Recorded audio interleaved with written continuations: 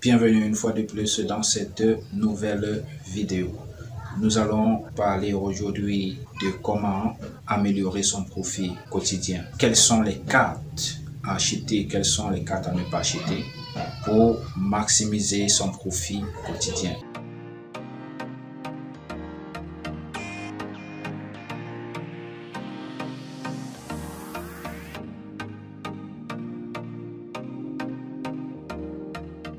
Il faut connaître toutes ces choses-là, ces astuces-là pour pouvoir maximiser son profit.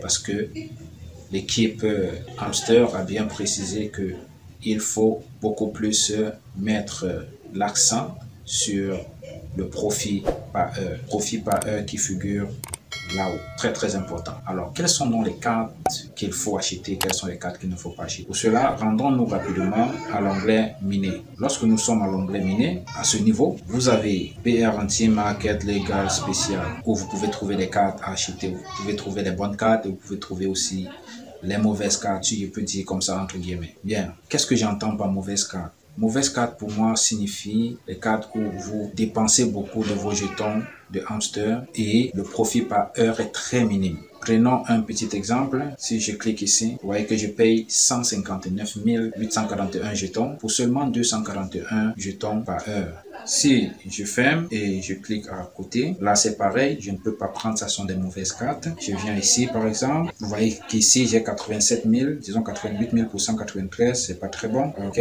si je viens ici, pas très bon. Donc cet onglet ne nous donne pas vraiment, ne nous fournit pas les bonnes cartes. Le premier onglet ne nous fournit pas les bonnes cartes. Et vous voyez que par exemple ici, il faut payer jusqu'à 2 477 529 jetons pour avoir tout simplement 1210 jetons par heure. Allons rapidement à l'onglet market, c'est pareil. Mais si on va à l'onglet légal, à partir d'ici, vous avez vraiment de bonnes cartes. Si je clique là, pas bon du tout, mais les bonnes cartes se retrouvent un peu plus en bas. Donc, lorsque vous allez un peu plus en bas, vous allez trouver des cartes qui payent assez bien. Alors, lorsque je clique par exemple sur celui-ci, vous voyez, c'est pareil comme tout à l'heure. Si je descends un peu plus bas, je clique par exemple ici. Voilà, vous voyez que ici, au troisième onglet légal, pour seulement 82 688 jetons, j'ai jusqu'à 3210 jetons par heure. Si je prends un autre à côté, je prends par exemple l'essence Vietnam, vous voyez qu'ici également, pour 85 000 jetons, j'ai 4 000.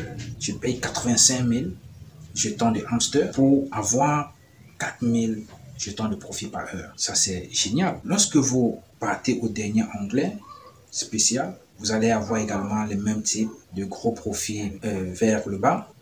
Même pas seulement vers le bas, un peu de partout, il y a de très bonnes cartes.